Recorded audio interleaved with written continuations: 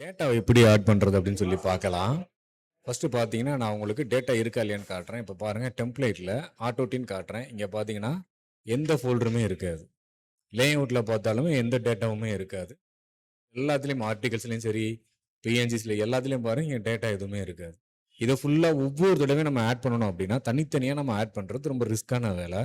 அதுக்கு நம்ம சாஃப்ட்வேரில் ஒரு ஈஸியான மெத்தட் இருக்குது. அது என்னன்றதை நான் இப்போ உங்களுக்கு சொல்கிறேன். இதில் இந்த கியர் ஐக்கானை கிளிக் பண்ணிங்கன்னா செட்டிங்ஸ்னு ஒரு ஆப்ஷன் இருக்கும். இதை செலக்ட் பண்ணிக்கோங்க. இதில் மேலே பாருங்கள் டேட்டா ஃபோல்டர் பாத் அப்படின்னு ஒரு ஆப்ஷன் இருக்கும். இதில் கீழே பாருங்கள் ப்ரௌஸ் ஃபோல்டர் அப்படின்னு இருக்கும். ஜஸ்ட் இதை கிளிக் பண்ணுங்கள்.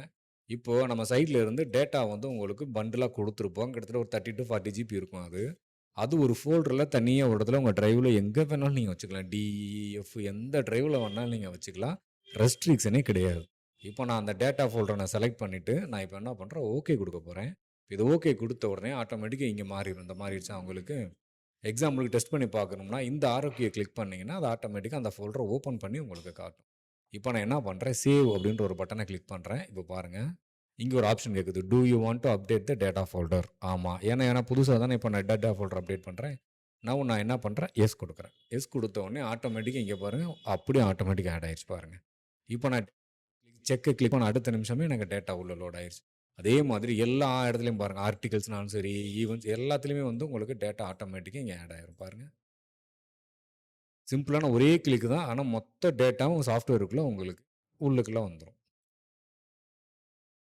அதே மாதிரி ஆட்டோ டெம்ப்ளேட்லேயும் பாருங்கள் இங்கே ஆட்டோமேட்டிக்காக எல்லா ஃபோல்டரும் ஆட் ஆயிடுச்சு.